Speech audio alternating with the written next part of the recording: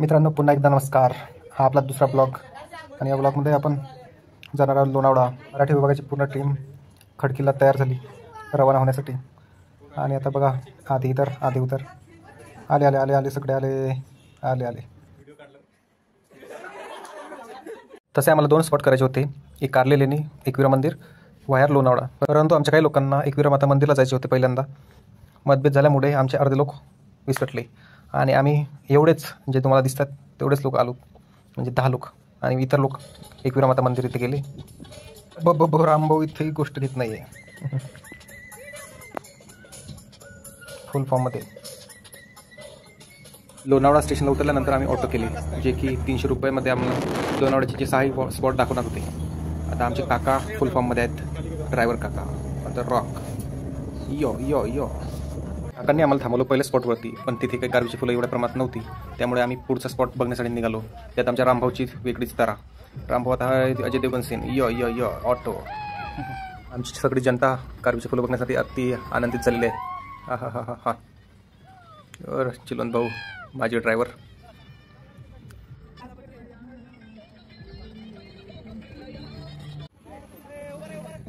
Trip आहे, tension घेऊ नका. तर हे फुलांच्या स्पॉटवरती आम्हाला काकांना आणलेलं आहे. आणि आता ते युट्यूबला जे कारवीचे फुलं ओरिजिनल जो डोंगर आहे तो पुढे आहे आणि तिथे आता आम्ही चाललो आहे. धन्यवाद. आपल्याला तर माहीतच आहे, मान्सून पूर्णपणे संपला आहे आणि शेवटी जे फुलं राहिलेत तीही. तरी आमच्यात नशिबाने 50% फुलं आलीत. तर आमचे कार्यकर्ते आनंद घेण्याच्या तयारीत, कोणी काय बघतंय. ह्या 8 दिवसात जर गेले तर बऱ्याच प्रमाणात तुम्हाला कारवी बघायला मिळेल. नाहीतर त्यानंतर बरीचशी कारवी हे सुकून जाईल, कारण आता पावसाचे प्रमाण खूप कमी झालं आहे. आमचे अतिउत्साही कार्यकर्ते अनेक प्रयोग करण्याच्या तयारीत. कोणी काय कसं तरी रील बनवायचे म्हणून, कोणी म्हणते इकडे, कोणी म्हणतं तिकडे. चर्चासत्र सुरू. तरी रेक्टर मॅडम फॉर्ममध्ये आहेत, त्यांच्या रेक्टरच्या भूमिकेत. बघूयात काय होते.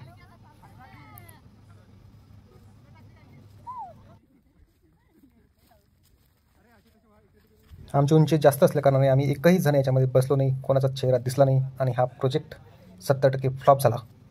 काय करणार, इलाज नाही, पण टाकल्याशिवाय पर्याय नाही.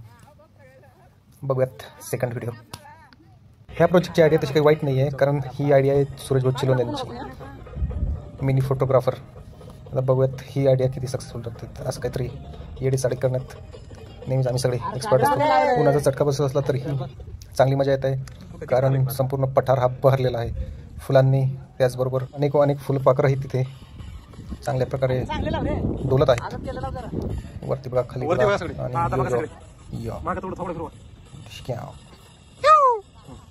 कारवीचा अत्यंत जवळचा व्ह्यू दाखवण्याचा हा छोटासा प्रयत्न तुम्ही बघू शकता. हीच ती कारवी, ज्याचा कार वाकेल. आजच्या व्लॉगमध्ये नवीन कार्यकर्ते आपल्याला जोडले गेलेले आहेत, जे हातात घड्याळ दाखवत आहेत. सनीभाऊ सोनवणे, जे टोपी काढतायत. नवनाथ गायकवाड, त्यांच्या डोळ्याचा चष्मा आहेत ते आहेत पैलवान अथर्व जानराव.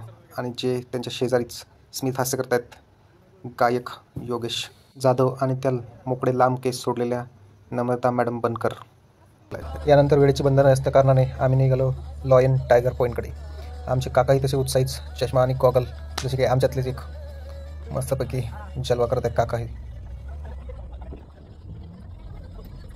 स्टेशनला उतरल्यानंतरच आम्ही 300 रुपये देऊन ऑटो केली आणि ते आमच्या फायद्याला ठरली. हा हा हा हा हा, काय सुंदर नजारा. आणि काय आपला सुंदर सह्याद्री, भारी, एक नंबर निसर्गाच्या सानिध्यात प्रत्येकानं फिरायला यायलाच पाहिजे. आणि हा एवढा मोठा परिसर आहे सह्याद्रीचा, तो प्रत्येकानं फिरायला पाहिजेत. कमी जास्त काय होईना, पण अतोनात आनंद देणारा. इथे या पॉईंटला इको पॉईंटही म्हणतात. म्हणजे इथे जर आपण नाव पुकारलं तर प्रेयसीचं नाव इको होतो. परंतु आमच्यापैकी एकालाही प्रेयसी नसल्या कारणाने किंवा काहींना असल्यावर माहिती नसल्या कारणाने त्यांनी त्यांची नावं उद्गारले नाहीत.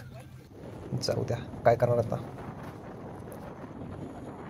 ह्या सगळ्या आट्यापिट्यानंतर आम्हाला बघायचा होता बुशी डॅम. पण बुशी डॅमला सध्या आता पाणी नाही आहे. परंतु त्याच्यावरती थोडं जर वरती गेलं तर आपल्याला निदान छोटीशी का होईना पण धबधबे मिळतील. त्या अनुषंगाने आम्ही आणि कुतूहलापोटी तिथे जाण्याचे ठरविले. काकांनी आपली झापूक गाडी अशी पळवली की नाद नाही. आणि सोबतीला आमचे माजी ड्रायव्हर असल्याकारणाने त्यांचाही फुल सपोर्ट होता. त्यामुळे काका नादच करत नव्हते. कुणाचं काय तर कुणाचं काय. आमच्या काकांमध्ये आणि आमच्या ड्रायव्हरमध्ये रेस लागली. ये देखो ट्याव ट्याव ट्याव बघतोय रिक्षावाला झाबुक झबुक. ड्रायव्हरचे वेगवेगळ्या अंगांनी एक्सपेरिमेंट करताना आमचे बंधू ट्याव ट्याव, त्यांना अत्यानंद आणि काकाला आनंद. अजीब जानवर है, कितना भी खाए भूखा ही रहता है. डॅमला पाहिजे असं पाणी नसल्या कारणाने आम्ही त्याच्या वरच्या अंगाला चढलो. तिथे अप्रतिम अशी फुलं उमलली होती आणि एक मधमाशी आपल्या चोचीने मस्तपैकी त्यांचा रस पित होती. खडखड वाहणारा धबधबा पाहून आम्ही त्याच्या उगमापर्यंत पोहोचण्याचा प्रयत्न केला आणि पोहोचलो. येथे वेगवेगळ्या अंगाने आम्ही अनेक छायाचित्र घेतले. वेगवेगळे ॲक्टर रिॲक्टर त्याच्यातून बाहेर पडले. अशा प्रकारे आम्ही शेवटच्या स्टॉपला पोहोचून तिथे आनंद घेतला. रिमझिम गिरे सावन, सुलग सुलग जाए मन, भीगे आज इस मौसम में लगी कैसी ये अगन. लोणावळ्याचे हे सर्व पॉईंट बघितल्यानंतर आम्ही निघालो कारले लेणीकडे. तसं जर पाहायला गेलं तर आपले हे दोन्ही स्पॉट आरामात होऊन जातात. म्हणजे एक लोणावळा आणि तिथले जे पॉईंट आहेत ते आणि आपले कारले लेणी. ऑटोवाल्या काकांच्या कृपेने आम्ही एकविरा आईच्या पायथ्याशी पोहोचलो आहे. इथे भरमसाठ अशी गर्दी झालेली आहे. नवरात्रीची वेळ असल्याकारणाने इथे गर्दी असणारच. सर्व भाविक भक्त इथे दर्शनासाठी येतात. कोकणची देवी म्हणजे कोकणची माता असं या देवीला एकविरा आईला म्हटल्या जाते. आणि संपूर्ण कोकणातील तसेच इतर प्रांतातील लोकही एकविरा आईच्या दर्शनाला येतात. तुम्ही बघू शकता गर्दीच गर्दी आहे. तरीही संध्याकाळची वेळ आहे. दुपारी जर बघितलं तर याच्यापेक्षा 3 पट गर्दी राहते. हा संपूर्ण गड चढावा लागतो. ह्या इकडे जे तुम्हाला दिसतात ह्यात लेण्या आहेत, पण त्यांना कवर केलेलं आहेत कारण सर्व भाविक दर्शनासाठी आलेले आहेत. त्यामुळे त्या लेण्यांना इजा न होण्यासाठी त्यांनी तिकडून बांधलेलं आहे. ऑफ सीझनमध्ये तुम्ही त्या पूर्ण लेण्या बघू शकतात, पण आता ते शक्य नाही. आता देवीचं दर्शन व्हायलाच लाईनच्या लाईन आहेत. म्हणजे 3-3 तास देवीचे दर्शन होत नाही. हे जे भाविक भक्त आहेत हे बाहेरून दर्शन घेत आहेत. तिकडनं संपूर्ण खूप मोठी अशी लाईन रांग लागलेली आहेत दर्शनासाठी, पण दर्शन होत नाही. ह्या संपूर्ण लेण्या एका अखंड दगडामध्ये कोरलेल्या आहेत. वरती तुम्ही बघू शकता ह्या अंगाला म्हणजे मंदिराच्या तिकडच्या अंगाला एक मोठा स्तंभ दिसतोय. इथे तुम्ही एक विरायचं बघितलं, हे बघा स्तंभ दिसतो आणि हा स्तंभ अखंड दगडामध्ये कोरलेला आहे. काय कारिगिरी आहे, खतरनाक, एक नंबर. आम्ही मुख दर्शन घेतलं आणि परतीचा प्रवास सुरू केला. गड उतरल्यानंतर खालीच जगदंबा हॉटेल आहे, तिथे 150 रुपये थाली, मस्त जेवण आहे. असा संपूर्ण प्रवास करत मित्रांसोबत आम्ही ही ट्रिप यशस्वी केली. तुम्ही या, फिरा आणि आनंद घ्या. धन्यवाद.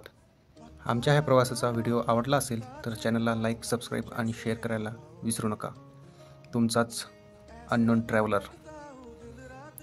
धन्यवाद पुन्हा एकदा.